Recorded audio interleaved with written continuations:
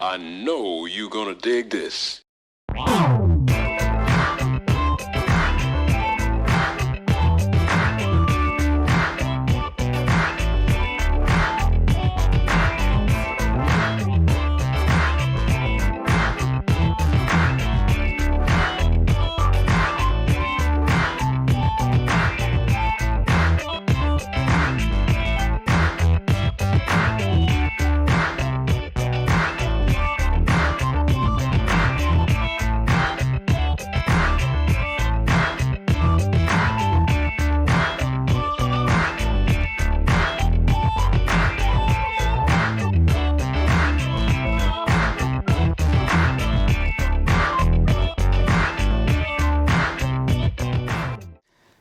Hi, this is Stan the Man, host of the Funk Music Hall of Fame and Exhibition Center's award-winning show, Funk Chronicles, recorded live here at DATV Studios in Dayton, Ohio.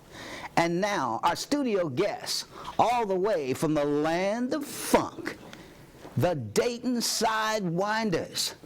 They were another band in the first wave of Dayton's funk music history, starting around 1968 to 1977. And welcome, gentlemen, and thank you so much for being on our show. And let me just start out with one of the original members. This man here is my blood brother. And one thing about the Sidewinders that make me so close to them is I was a member myself. That's right, yours truly, Stan the Man, was a drummer from the age of 13 until now. And man, I'm telling you, this man right here meant the world to me. And let me introduce to you my blood brother and an original member of the Dayton Sidewinders. It's blues man himself, Brooksy, the blues man, better known from our family and friends as Mr. Paul Brooks. Thank you very much, Stan. Thank you, sir. How are you doing? I'm well, thank you. Well, I'm so glad, brother, and My I mean pleasure. brother. My pleasure. You know, I really appreciate you, man. You just don't know how I looked up to you on the music field for quite some time. And of course, if anybody know anything about guitar playing, it's my main man right here, Brooksy. So let's get started here. You want me to call you Brooksy, or you want me to call you Paul? You just tell me what you want. Paul is good. All right. Well, let me say this, Paul. You know, you and I were in the same band, the Yes, Dayton sir. Sidewinders. Yes, but sir. we before we became the Sidewinders, you were working with one of the what we call a legend of music and mentoring was Mr. R.A. Adams. And Mr. Adams had a band, and you tell me more about it, because I used to just go and watch y'all rehearse in Mr. Adams' basement. Give me a little information on that, man, and how y'all got started before we became the Sidewinders. Yes, sir. We were called the I. Adams and the Rhythm Kings. My dad worked at the VA Center, and the bass player also worked at the VA Center also. So my dad and him got together one time, and my dad told, Willie Kendricks was his name. My dad said, my son plays guitar. So they were looking for a guitar player at that time because their guitar player had other obligations. And from there, I went to their rehearsal, met Mr. Adams Rhythm Kings, and we jammed a little bit, and they liked me. And then the first gig that I did was out to the NCO Club with I. Adams and the Rhythm Kings. I made, I think, about $35 at that time. I was only about 16 years old. And at that time, that was some good money to me, you know what I'm saying, Stan? Man, real good money. Yes, sir. Real good money. And I went over big with the group. And Mr. Adams featured me. He made up some posters, put Paul Brooks, little Paul Brooks on these posters, and they were all over Dayton, Ohio. And the next thing I know, we were having gigs at the NCO Club, at the Service Club, and Officers Club. And they were doing some outdoor situations and also nightclubs. Of course, at that time, Mr. I. Adams was the booking agent of the band, and from there we were just traveling here and there, doing college scenes and whatever. At that time, like I said, I was about 15, 16 years old. And Mr. Willie Kendricks, he was also the bass player of the group. We had about 6 or 7 members. Chuck Jones was on horn. Frank Woods was on horn. Mr. R.E. Adams played guitar. I was the second guitar player. We had the drummer, I can't think of his name right now. And we had Mr. G as vocalist also. But at that time, we were doing pretty well. We didn't record anything at that time, but Mr. Adams, at one time, he got a little bit slacking in the booking. And then he wasn't working the band as much as we would like to work. So Mr. Kendricks took over, the booking agent, and after that time, Mr. Adams had to step back a little bit because he wasn't filling his obligations. He had another job to take care of also. Yeah, he had his own business. Yes, he did. He was a professional barber and had his own barber shop. Yes, sir. And because I remember when you were with the Rhythm Kings as your brother, I would just go to y'all's rehearsal a lot because music has always been in our lives. So I used to always go to rehearsal, and a lot of times your drummer didn't show up for rehearsal. That's true. That's true, Stan. So it ended up where y'all would be practicing, and his drums would be there, but he wouldn't be there. Oh, yes. So I would just start, just giving y'all a beat, waiting on him to come through the door, and in a lot of rehearsals, he never did show. So that's how I got into with Mr. Adams is that we turned around and started playing a little more, and I just started coming to practice almost every week that y'all rehearsed, so that I hoping that he wouldn't show. Yes. And the next thing you know, Mr. Adams talked to my parents, or should I say our parents? Yes. And talked them into, hey, can we use Stan sometime, And I had never had 1 ounce of lessons at that time.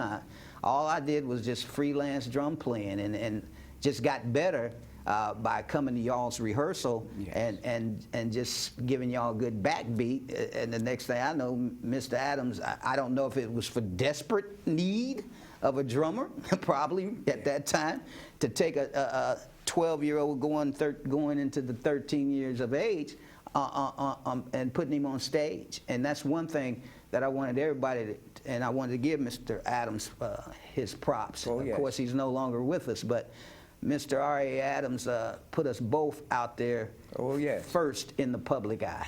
It was a beautiful set, Stan. We were known all over Dayton as the Brooks Brothers. That's right. It was nice, man. The Brooks Brothers, that's what we were known as. Stan the man on drums, Paul Brooks on lead guitar. And I tell you what, man, it ended up, like you said, the Rhythm Kings, Mr. Adams, he of course, that was his, what we call, just his little part-time side gig. Yes. Till the band was getting so much better, till more people wanted us, but yet Mr. Adams didn't want to travel. He didn't want to do anything but do local entertainment because of the ideal that he wanted to make sure that he could get back to work every day. And that's true. That's true. So that's when Mr. Willie Kendricks took over, and then we changed the name from the R.A. Adams and the Rhythm Kings to the Sidewinders. And Brooksy, tell me a little bit about that name, because everybody always wants to know how do we get that name? Well, I'm the one who came up with the name. As the group members were sitting around one day and everybody was trying to think of some names. So I heard this tune on the radio by Lee Morgan. It's a jazz trumpet player. He put out this tune called Sidewinder. Mm-hmm. And I presented that name to the group, and everybody kind of dug that name, and it stuck with us. And then I came up with, as George Daniel, he was the lead vocalist, so I cut out the name George and put out there Mr. G. So we became Mr. G and the Dayton Sidewinders at that time. Yes, sir. Well, I tell you what, man, and we got Mr. G here, and we're going to be talking to him in just a minute, because it is something to still have a few of the original members still here. Yes, sir. And the idea that Mr. G was, of course, our vocalist, and we're going to talk to him in just a little bit. But Brooksy, tell me a little bit more about your influences as you were coming up, playing with the band. You had to have some guys who you just thought, man, if I could just play like him, or if I could run that riff. Because I know you used to play a lot of music in the house, and it would be different genres. You would be, I hear some Wes Montgomery, all the way up to B.B. King. So yes. tell me a little bit about your experience growing up and the genres, different genres you played. Well, at that time, I was, once again, about 16, 17 years old. My parents would have these house parties, and a lot of family members come to the house party, and they would bring their own records. And I got to hearing Wes Montgomery, and I got to hearing a lot of blues, and that kind of stuck with me. But my favorite, I went more close to the blues realm. And they just started bringing in all these records, and Mom and Dad had parties maybe about once a month, a house party. And like I say, they would bring these blues records over, and I was upstairs, of course. I wasn't able to participate in the party aspect of things, but I could hear the music, you know. And my granddad, he was a blues lover. So he would bring his blues. He would, in fact, sometimes he didn't have the party at the house, and he would come over anyway. And he'd say, Paul, here's some blues I want you to listen to. And finally, I just started leaning towards more to the blues. And then I come across a couple of local blues guitarists around here. A good brother by the name of Robert Ward. Yeah. Robert Ward, and there was Bobby Warren, another blues artist. And then I run across this lead guitar player from a group, at that time they were called the Untouchables. And I went to this nightclub, my uncle, I got to back up for a minute, Stan. My uncle was also a musician. His name was Carl McDaniel. He started a vocal group. And I would go down and visit him at that time.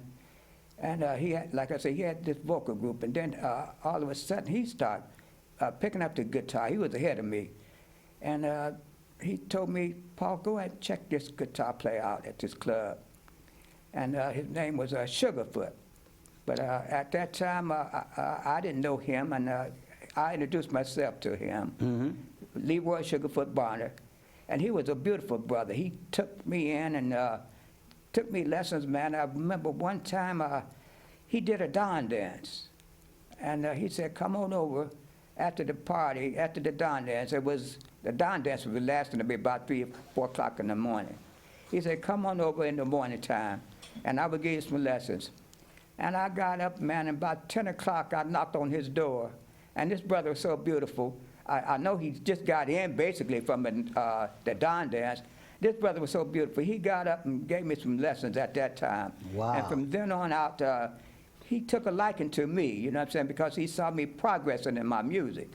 And like I said, Carl McDaniel was my uncle. He was the one got me started as far as introducing me to Sugarfoot, you know. And then I run across a couple of other lead guitar players. Like I said, I mentioned Robert Ward. And then there was one other brother, I can't remember his name. Bobby Warren, I think I remember Bobby Warren too. But Carl McDaniel, he was with the Newbirths. He started, at one time, he formed his own group. And then he, later on, he went with the group called the Newbirths and did a lot of recording with them. Right. And then I had another uncle. He was a musician in Dayton, Ohio. He was a founding member of the Morocco's, Earl McDaniel. Earl McDaniel, saxophone player. And he got me started, and he always told me to dress well anytime I hit that stage. Dress real well, and people were taking notice to that, you know. But after that stand, it was all history, basically. I kept on moving up in my skills, and I left the Dayton Sidewinders for a short while, and then I came back. But at that time, I left the Dayton Sidewinders and went with a group called Marvin Smith and Cold Sweat. And y'all were funky, man. Yeah, we had y'all were a funky band. We had an all-white brass section and an all-black rhythm section. We were very in demand. We did clubs all over Dayton, Ohio. That one time, the biggest club was the Diamond Club, way back at that time.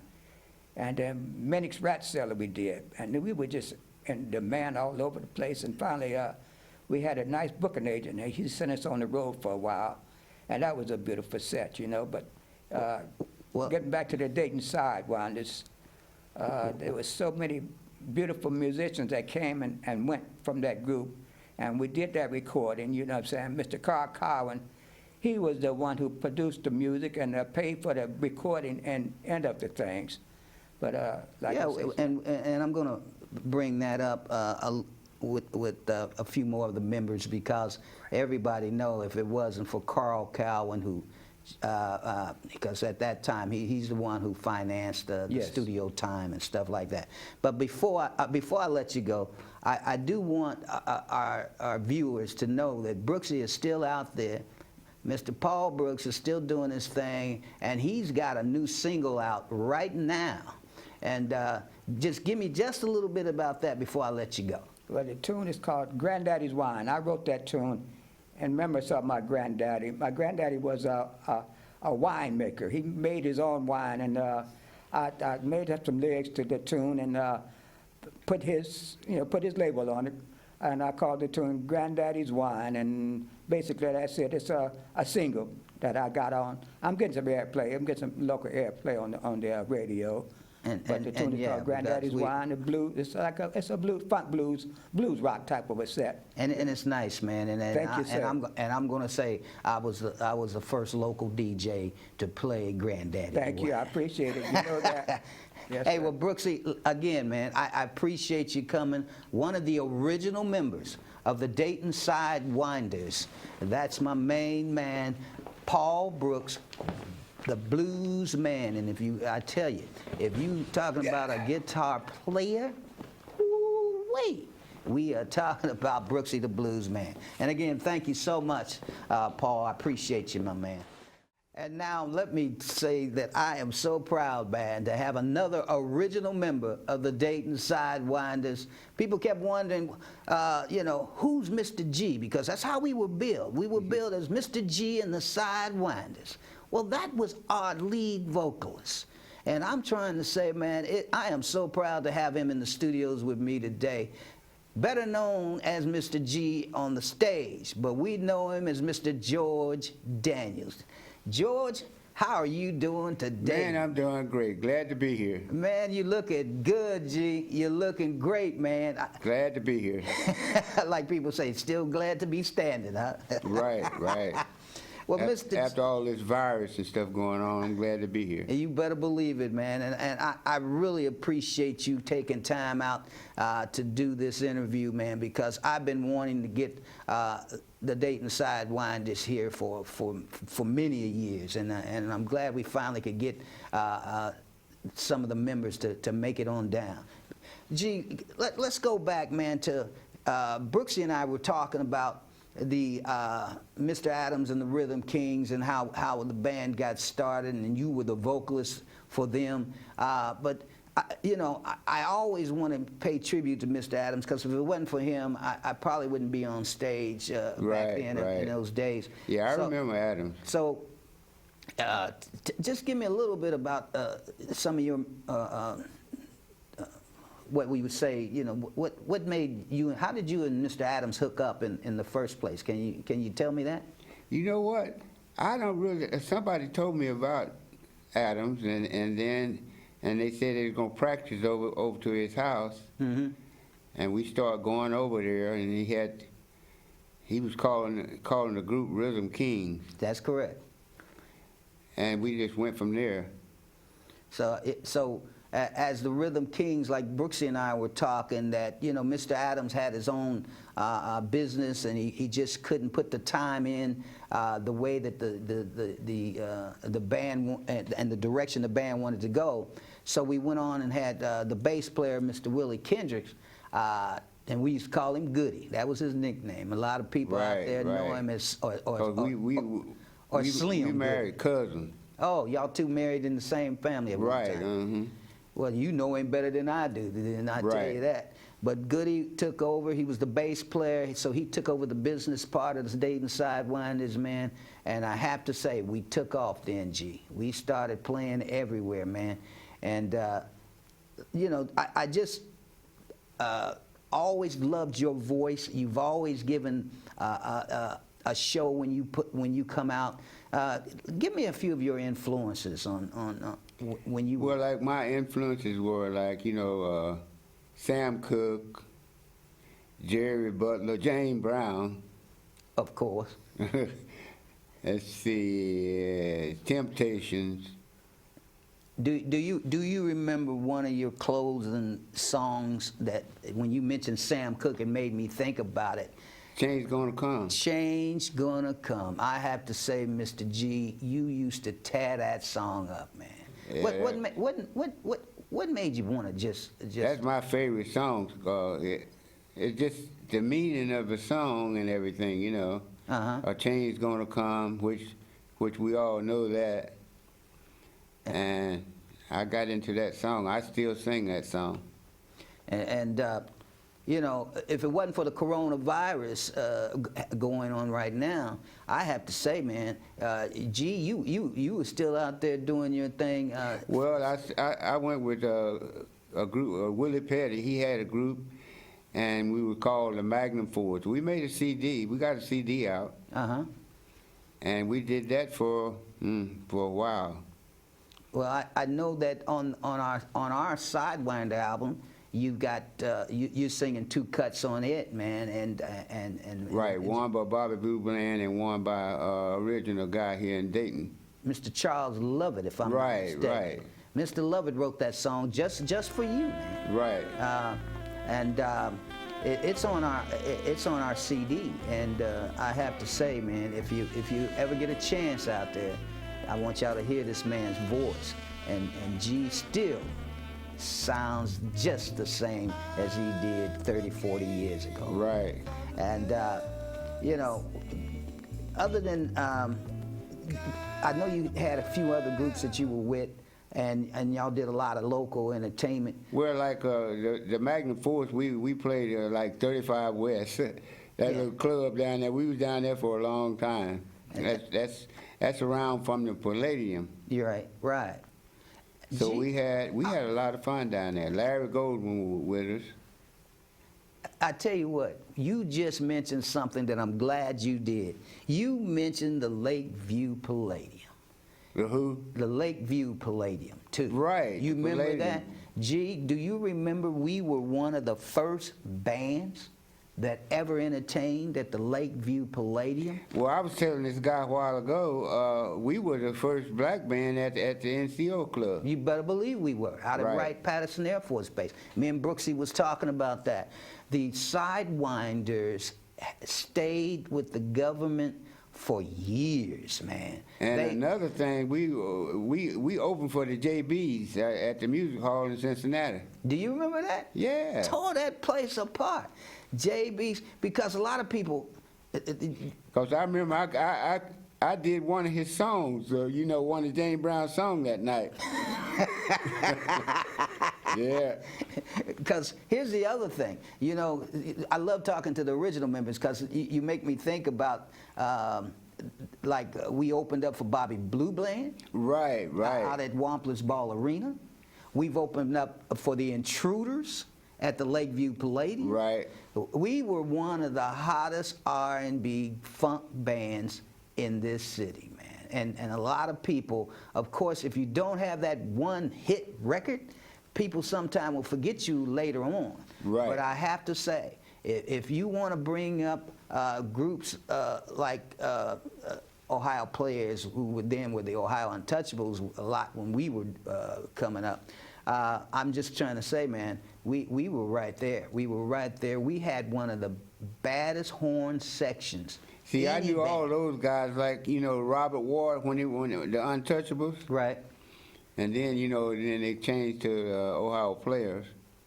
Well, I tell you what. Yeah, I remember all that. When we bring up the Lakeview Palladium, I'm trying to say it was because everybody at that time, when you had a big dance or party, you would always seem to go to Wampler's Ball Arena here. Right, right. But then when we got the Lakeview Palladium, everybody switched over. We had the Potentate balls there. We had the Postal Union balls there. And guess who was entertaining? It was the Sidewinders. Right. We took over all of those big. Why? Because our band, Mr. G, was so versatile. That's the reason why. Well, we always tried to do like one or two of the top tens. Right, right. You know, then get the dance music.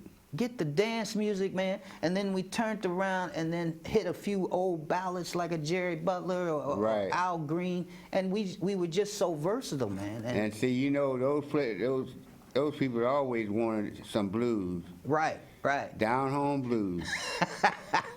And Mr. G used to do it, and I mean do it well. I'm serious. Well, George, you just don't know how much this means to me, man. It means a lot to me, too. I mean, I was wondering whenever we going to, you know, get together. Because I have to say, man, you're one of the original members, and I wouldn't want to do this show without you being here today. And again, man, I really appreciate you. I enjoy it. I'm enjoying it. All right, man. So again, Mr. G, thank you so much, and we're hoping that Mr. G and I'm gonna try my best to get him back on stage, man. Y'all have got to hear this man's voice. I didn't want to bring his age up because he's been here for quite a while, but he still looks good. I'm trying to tell you, Mr. George Daniels, and I appreciate him tremendously. Yours truly, Stan the Man's here, man, and I'm just having a great time interviewing the Dayton Sidewinders band. And now, we had members who would leave us and come back, and one thing about me, I was one of the original members. I never left the group. I started at the age of 13 and never left the group, but I've seen a few guitar players come and go. I've seen many horn players come and go in the band. But I tell you what, I was so happy when we were able to pick up this left-handed, baddest blues playing, funk, bass player that was just traveling all over, and I said, man, please come and play with us. And I'm talking about Mr. Oliver Dalla. Mr. Dalla, how are you? What's going on, Stan, man? How you doing? Glad to see you, man. I'm trying to tell you, Oliver, man, when we talk about the Sidewinders, I knew you were still here in the city doing your thing, and I said, please let me find Mr. Oliver Dalla, because I swear, Pleasure. I wanted to make sure when we talk about the Dayton Sidewinders that you become a part of this interview, man. And welcome. How you doing? I'm doing fine, man. It's a pleasure to be here. Well, Mr. Dalla, you know, not only were you a bass player with us for many years, you also were on a few cuts on our album. And the thing I've always, you know, that I always play when you and I get together is the tune on the album called "Let's Go Down to Funksville," because it's funky, yes, and Mr. Dalla is playing the heck out that bass, man. But let's take us back a little bit. Before there were the Sidewinders with you, Mr. Dalla, you were. Just tell me a little bit about yourself and how you got started in the music field. Well, you know, like 85% of us, I started in the church, and I sang with a few local groups, the Gospel Airs, Dayton Harmoniers, groups of that sort. And I always wanted to be a guitar player. That's where I started. And so that's my background. And so I started playing guitar in church. And later on, I started playing at a club there right in the center of, might as well say, Germantown, Euclid, and McCall, called Classic Garden. Classic Garden. Yes, which was a supper club and a jazz club. All the big name jazz people used to come there all the time when I was a kid. So that's where I started, and later on I performed with the Reed Brothers band. At that time it was a lot of local groups that was household names around here in Dayton. The Reed Brothers, Robert Ward and Ohio Untouchables, which later became the Ohio Players, and Big J. Bush and the House Rockers. Big J. Bush and the House Rockers had that big hit, Dynamite. Yeah.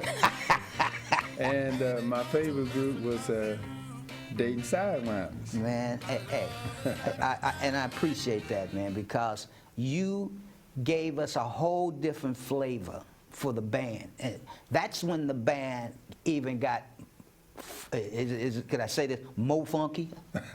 You know, and That's where the funk comes from. You know, and the bass and drummer. When I have to say, man, you and I connected to where, you know, I till this day I can still feel it. Hand in hand. That's the way it's supposed to be. You know, but I also wanted to make sure that the people understood that Mr. Oliver Dalla, he traveled. You lived in a few other cities, and you played behind a few well-known artists. And tell me a little bit about that. Well, my first tour was with L.C. Cook. L.C. Cook.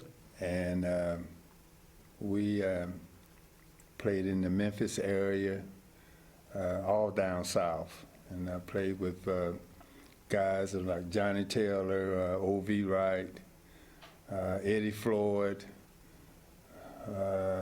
Albert King, rather, and a whole lot of players, Joe Tex, and just playing in different places, different musicians, and I wound up out there for about 35 years before I came back home. So, you know, in and out, just in and out, playing, getting the experience and the knowledge, and having fun. Well, I tell you what, on my radio station, The Soul of Dayton, 98.7, we still play some of a few of your singles, man. Tell me a little bit about that, because people can still go online and get it. And a few of the name of those singles that we play now are what? Well, one is they call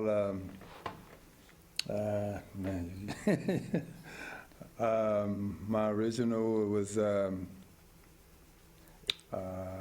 Gonna Find Yourself.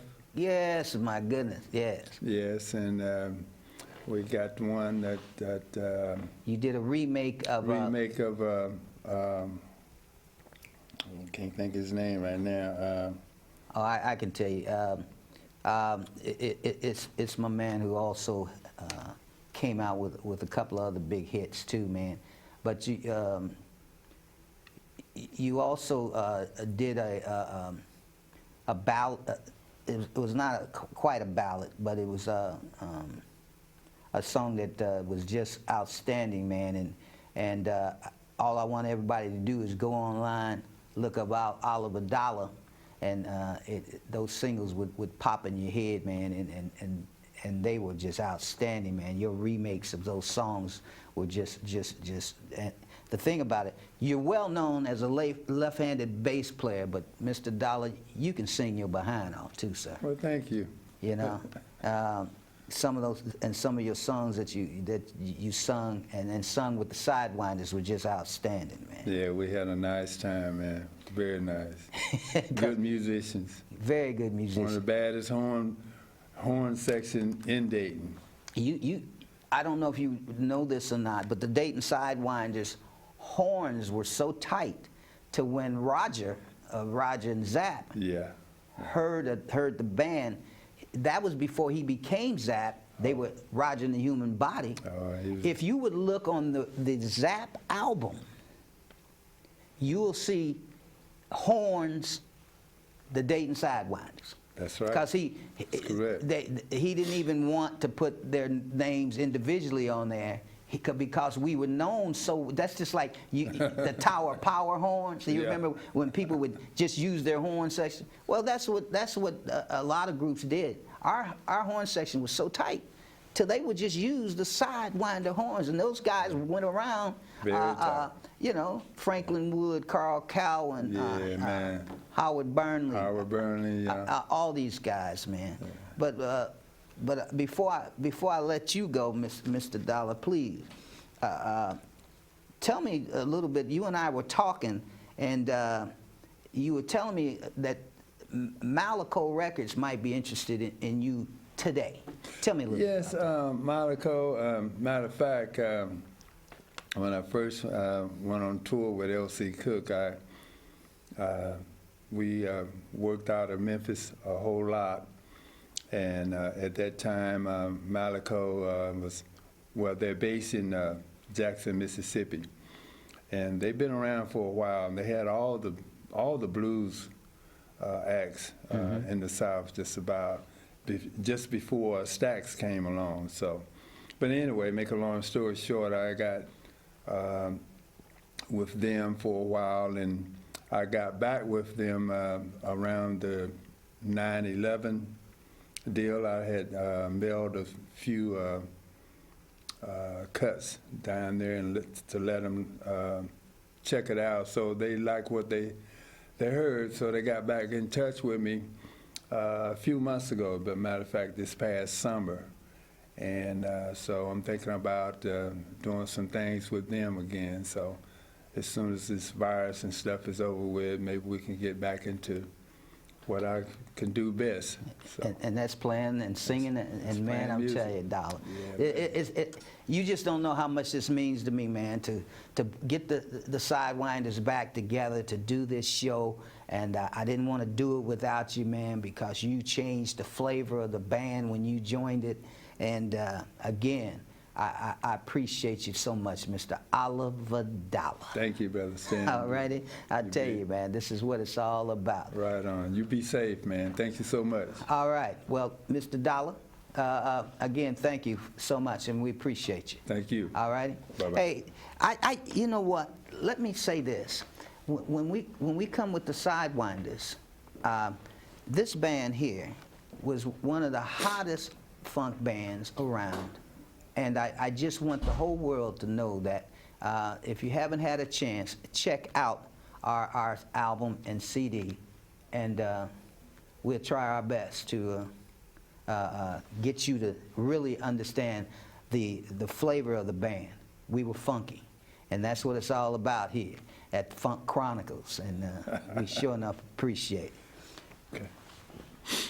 So, Mr. Dalla, I tell you, man, it means so much to have you here in the studios with us, because this is what it's all about, man. Bringing back what we call the old funketeers, man. You know what I'm saying?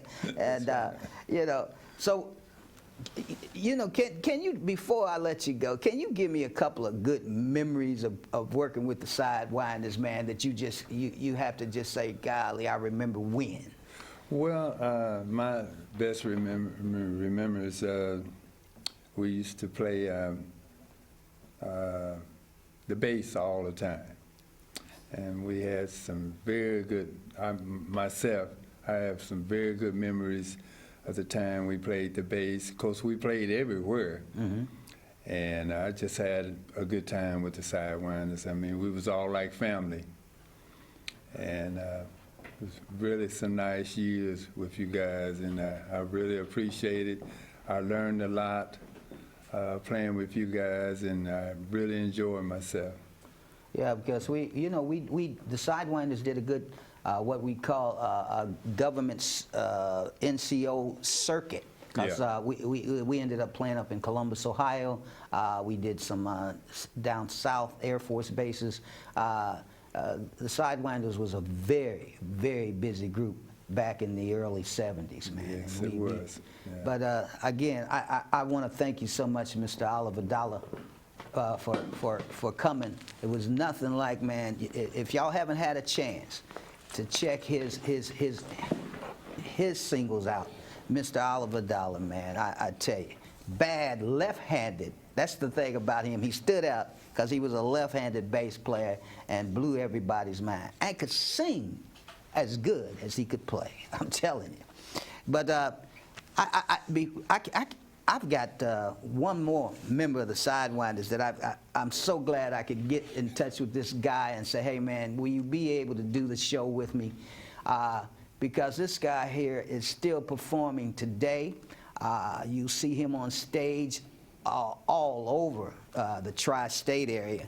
And we're talking about Mr. Jesse Partridge. Jesse, man, how you doing? How you doing, Stan? Good seeing you.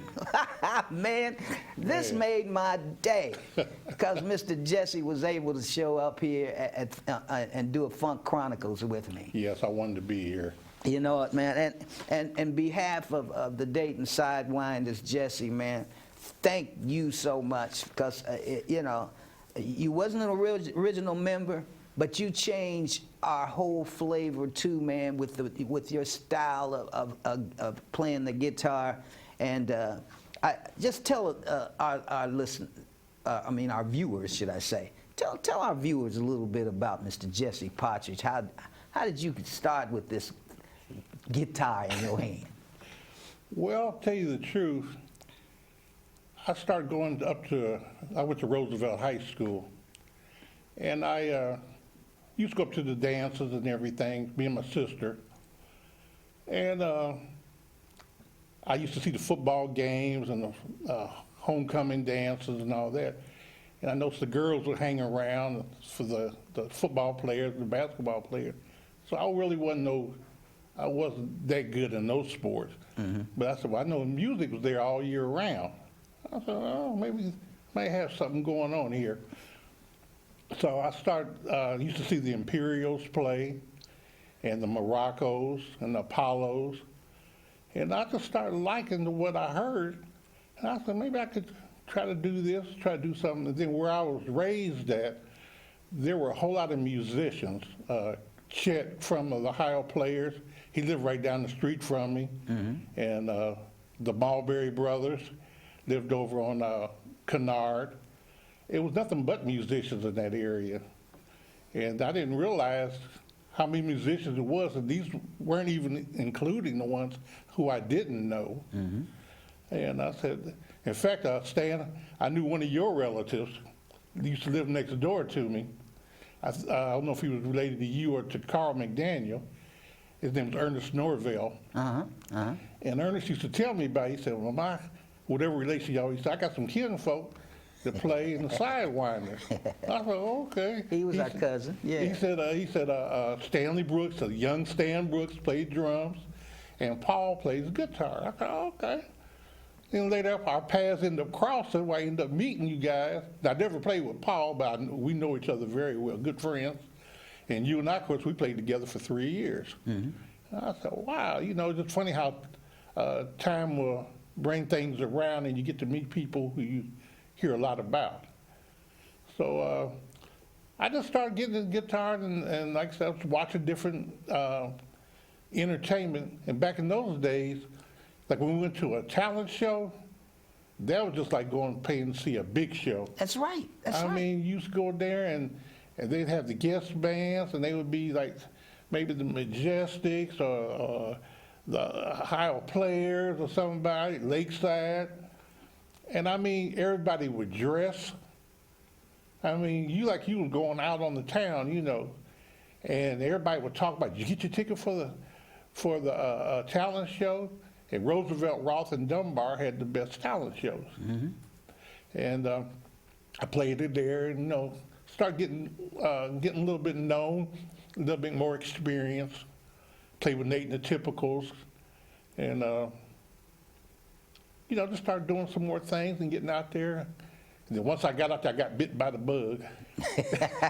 Got bit. Yes, sir. It'll do that. I was supposed to have been finishing college. I went 1 year of college, and I dropped out. I got bit by the music bug. And then I played for a while. I used to play with Big J Bush, too. You played with Big J Bush? I played with him when he got killed.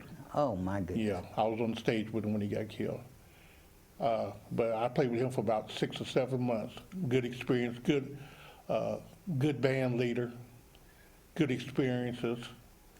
But I tell you, Jesse, man, your style of playing was something that really interested the Sidewinders, man. And when you agreed to play with us, it just changed our dynamics when it came to music, and definitely we got funkier as the time went on.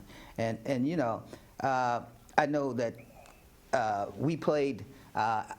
Like a lot of the members were mentioning, Wright-Patterson Air Force Base, Right. NCO Club a lot. That's the reason why we keep bringing it up, because we were one of the bands that played out there almost monthly. But the thing is that I want you, can you tell me, you remember when the NCO Club hired Rufus Thomas, and Rufus needed a band. Yes.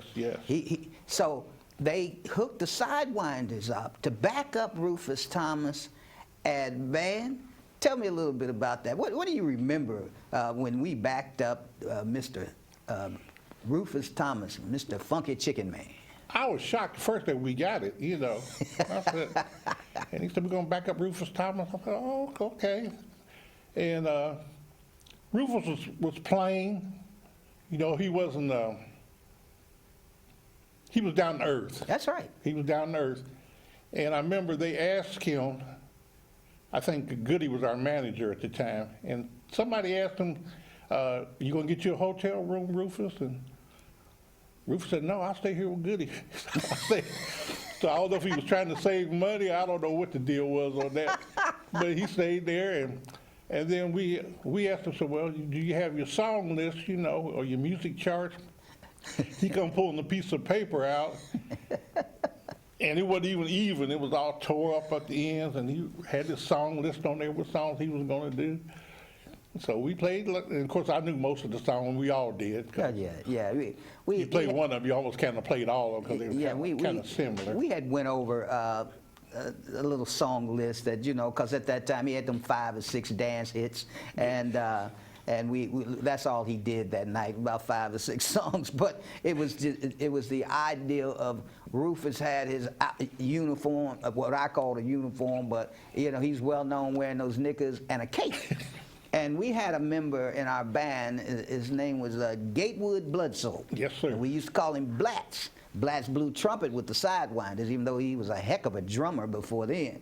But Blatz, his wife was a seamstress. And so Blatz would have his bad outfits on, with his bell-bottom pants and his capes.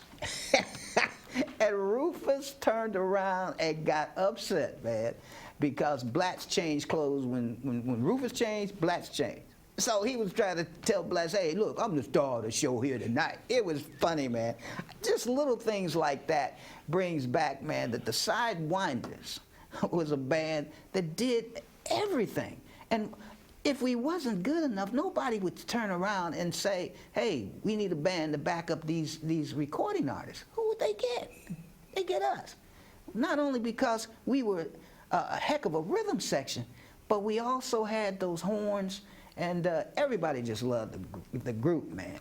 But Jesse, I can't let you go, man, without you telling me about what you're doing today, because I know, but let our viewers know what Mr. Jesse Partridge is doing right now. If it wasn't for the coronavirus, you would be out on that stage playing with who? Well, yeah, I've been very well blessed. I'm playing with the group Motown Sounds the Touch, and they were on TV maybe about 5 or 6 years ago. They did a TV show, NBC, and The Winner Is. and they end up, they were scored in the top 3 placed. It was on Channel 2 or NBC TV, Nick Lachey, and got a lot of good publicity off of that, and it made us feel good. And the hometown was recognized, and oh, this is one of Dayton's own, you know, one of our own, getting out there playing. Now, the band, we didn't go because they used their orchestra, but we got a lot of gigs off of it, and you know, it was just a good experience. I think we opened up Cincinnati Reds Hall of Fame. We did that, and then we went to Washington, D.C. We did a Black Caucus there. And then we've been out to the Phrase. Last year we opened up for the Commodores. And then a couple of years before that we opened up for the Spinners.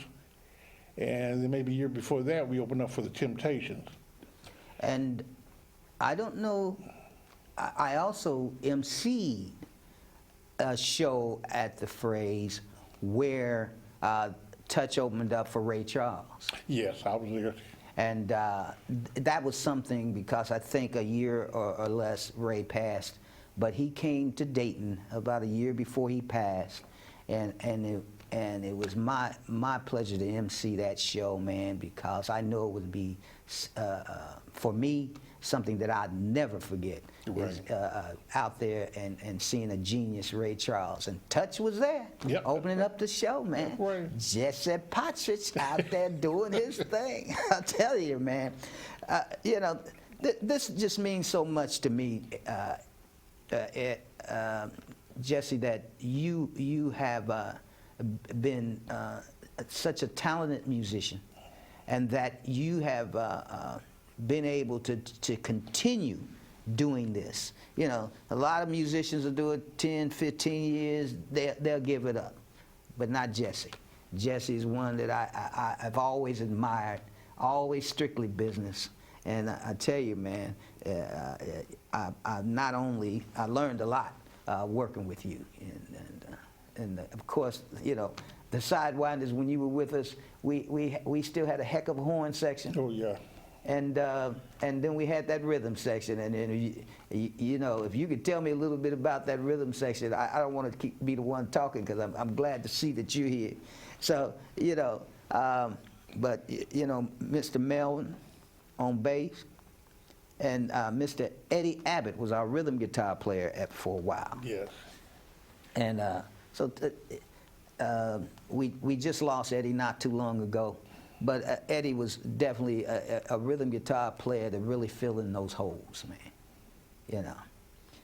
But Jesse, again, I really appreciate you, man, being able to take time out here and letting me know that, and letting our viewers know, Mr. Jesse Partridge is still out there doing his thing.